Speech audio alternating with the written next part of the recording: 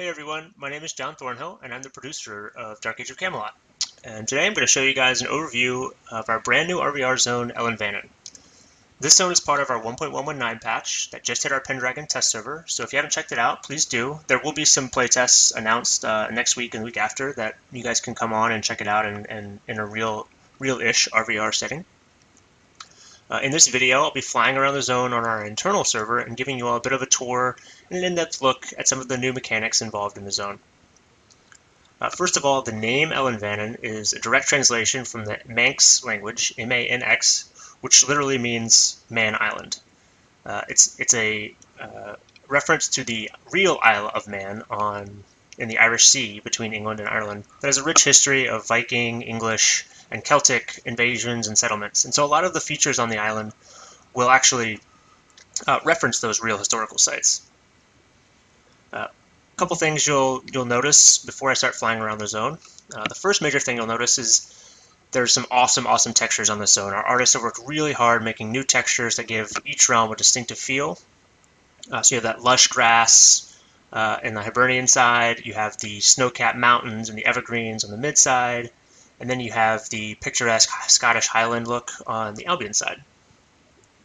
In addition to the textures in the zone, there have also been a bunch of hand-placed ruins, buildings, towers, and other fixtures that are designed to help facilitate fun gameplay and brand new strategies in RvR. The second thing you'll probably notice about the zone is how the layout has changed from the old Aggermon Island. If you'll remember back to Aggermon, the zone first of all had 2 mile gates. Ellan Vannin only has 1 mile gate per realm. You can see them here, here, and here. Aggermon also tended to funnel players into the center area because it was so hilly and the rest of it wasn't all that navigable. And that's one of the main things we tried to address with Ellan Vannin, making the terrain and layout as open and navigable as possible while still being varied and interesting. The third thing that you'll notice, and it's related to the layout improvements, is that we tried to give a nod to just about all playstyles on the island. Solo players and small mans will have quests, objectives, and protection in the ruins sprinkled around the edges of the zones and at the docks. You can see the edges here, and then the 2 docks. The dock icons have been added so you can see which realm owns it. They start out as neutral, but as you play and you capture them, they'll go to the familiar colors of the realms. Groups, full groups, and roaming groups will have these large open outskirt areas on the 3 sides of the map. There are very minimal obstructions there and wide open spaces and very conducive to roaming, as well as on top of the central plateau and in these valleys that surround the plateau. And you'll see that as I fly around in a little bit. Large forces will have the main underground keep, Knockmeal, to take, as well as the 3 capturable towers that connect to the keep for porting purposes. And they'll also have the 2 docks, which have a new boat path new boats that will actually carry double the amount of the normal boats in the rest of the frontiers. So you can take 32 people on these boats instead of the 16 normally. So tons of options for all 3 playstyles. Should be a lot of fun. The last major difference you'll notice in Ellan Vannin, and in my opinion the coolest, is the actual underground keep itself. This underground keep area right here, and there's 2 tunnel entrances, 1 and 2, are seamless. There's no zoning required, no teleporting required. You can run from the terrain up here and right into the tunnel, and you're in the tunnel, and then you're underground in a wide open cavern. The cavern looks fantastic. Our artist did a great job building this for us, and it really looks beautiful, and you'll see it as I fly around it a little bit. Taking this keep, Knockmeal, will not be easy. The keep, as you can see on the Realm War, starts off as a neutral keep. The Lord Room encounter is actually the culminating encounter for our Otherworlds campaign that's been running since July. This is going to be Chapter 10 of that campaign, and that encounter is only available when the keep is neutral. Once the neutral keep lord is defeated, the keep behaves like a normal keep, as you'd find throughout the rest of the frontiers, with one exception. It will reset to neutral and kick everyone out that's currently in the keep every 90 minutes after it's been taken by 1 realm, or after 1 realm holds it for 90 minutes. If multiple realms start taking it back and forth, it'll just keep flipping back and forth. And this will give a chance to help keep the realm versus realm action on the island fresh, because it'll be reset every once in a while, and it will allow everybody to complete this new Otherworlds Chapter 10 campaign encounter. So we're really excited to see how you guys like the underground keep and how it interplays with the rest of the frontier.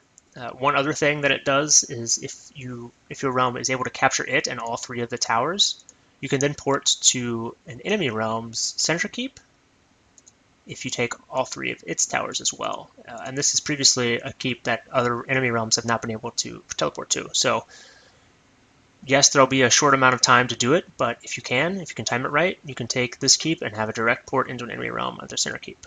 So a little bit of incentive to take the keep there for a large force. So that's a quick overview for you, and now let's dive into flying around.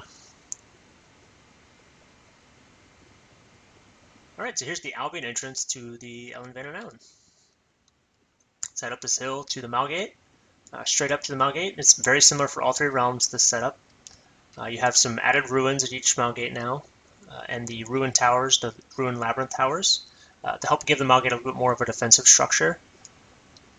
And so, like I mentioned earlier, we reduced the number of Malgates for each realm from 2 to 1 on Ellan Vannin, and this creates more of a choke point. But we also realized that a choke point can be a little bit prohibitive, and so we've actually added a 2-way path around each Malgate. You can see on the maps as well. And these paths can be accessed from this side and from this side. And the trick is that you can see the entrance to the path from the Malgate. So there's no surprise really for a realm flanking you, but it's a lot harder to defend 2 choke points than it is to defend 1. And so we want to have this balance and this interplay here of flanking maneuvers and being able to get around a camped Malgate, but also not making it too easy. So the other thing we've added behind each Malgate is a 1-way portal location. It's 1 way because you have to take a portal ceremony from your relic gates to get here. And then the other reason it's 1 way is because once you're up here, you can't port out, you can't go back, and you have to go down this hill. And this hill is actually 1 way at the top. It's kind of like a Darkness Falls staircase where you go down this hill and then you can't go back up. And then you go down this hill and you can't go back up. Once you're down this hill, you can go down and up as much as you want. We're also going to be adding in some anti-siege restrictions here, so you won't be able to place siege and camp a 1-way portal location, and you won't be able to build siege on the top and attack players down below. So this 1-way portal area is designed to help reinforce your forces on Ellan Vannin. The most practical way, and I'll bring up the Realm War menu window to show you this, is to take the ruin towers like you can now. These will let you instantaneously port in from the Realm Portal Stone, no big deal, no portal ceremony required. However, the portal ceremony will speed up based on the amount of towers your realm owns. So if you own 0 towers, the portal ceremony will actually only take 30 seconds. If you own all 3 of your towers, the portal ceremony will take 5 minutes. And this is designed, again, to help the underpopulated or this realm that's losing the battle on Ellan Vannin to resupply and reinforce themselves. So each realm kind of works the same way in that regard. All right, so let's venture into the rest of the island. So as you come in, you can see that there are some wide open kind of thoroughfares. This main thoroughfare, you can go northwest to Midgard, or you can go straight west to Hibernia from Albion's side. And already you should be seeing that there's kind of a little bit more visibility than the old Agamemnon zone. Now let's just do a quick loop.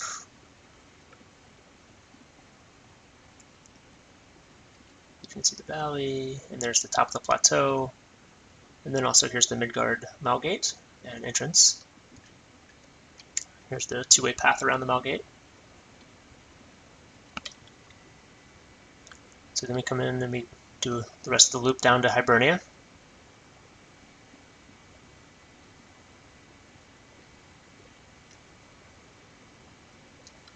Here's the other side entrance to the underground portion of the keep. I'll go in there in a little bit.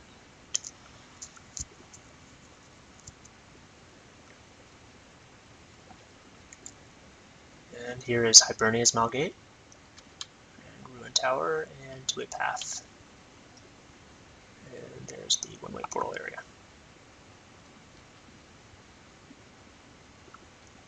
With a nice view of the island.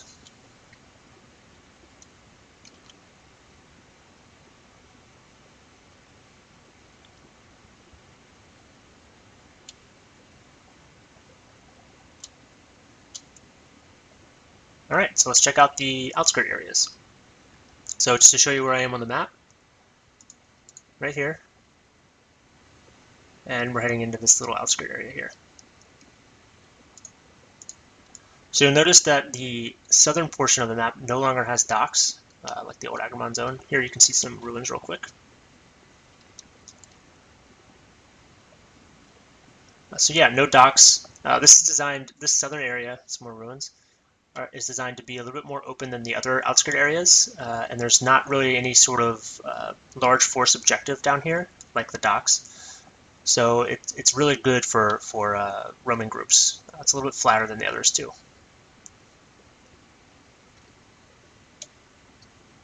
So plenty of space for roaming groups to be on the island.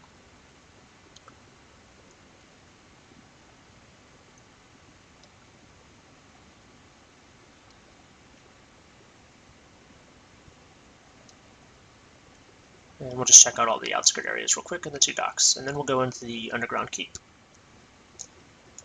So here's some more ruins. As you can see, there's an otherworldly essence down there.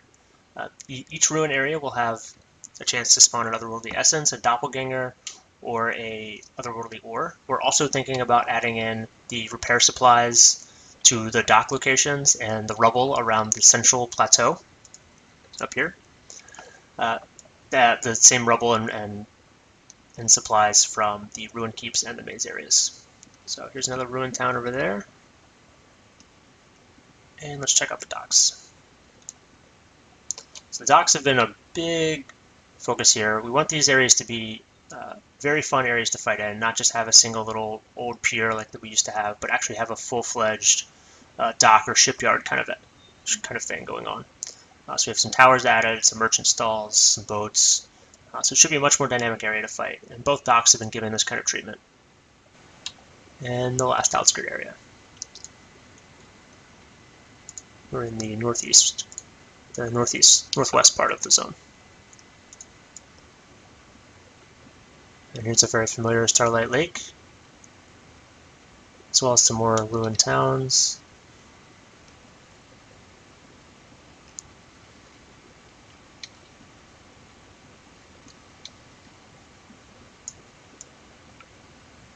There's another lovely essence down there too.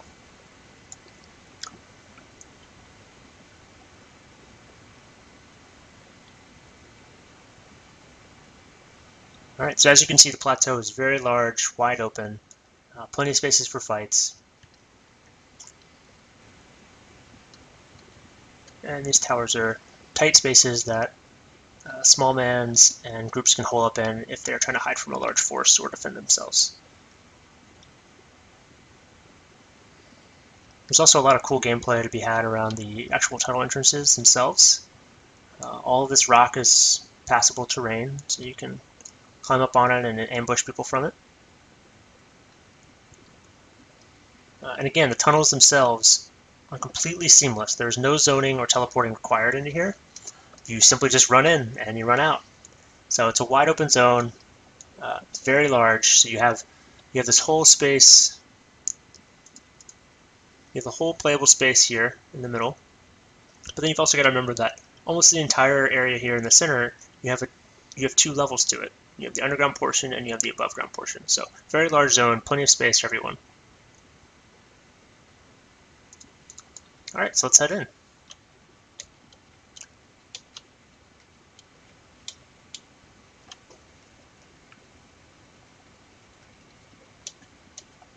Kind of a widescreen look of the cavern.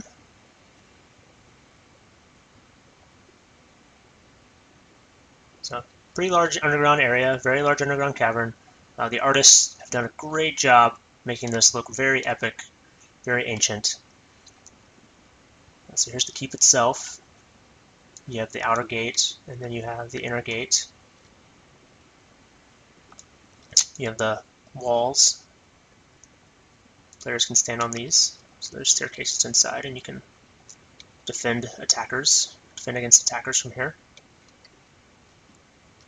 Siege tent hook points. And then we also added some water down below, so if you fall, you don't take falling damage, and there's ramps to get back up. We also added some postern doors here, so if you're of the defending realm and you fall off, you can get back in. There's no way to get down unless you fall. You can only go back into the keep if you own the keep. And then the ramp here for the main attacking area. One thing we changed with this keep was we didn't want to have a traditional keep style where you have a normal wall with ramparts and parapets. We have a lot of those in the game already, so we wanted to do something different where we have a ledge and an open, kind of a chasm. So it's a little bit different dynamic. You're casting down on people still, but it definitely feels different when you're fighting in it. The inside of the courtyard feels a little bit more familiar with the keep wall and the courtyard, but there are no siege hook points or NPC hook points, so all the siege you place, you got to bring yourself. So there you have it, guys. That's the new zone, Ellan Vannin. I'm not going to show you the Lord Room fight because you're going to have to log in and play it yourself, but it's very epic, and we're very much looking forward to seeing some epic battles on this new island, and hearing your feedback and seeing how we can improve it. So thanks for listening. Stay tuned. We'll have some play tests coming in the next week or so. Thanks, guys. Bye.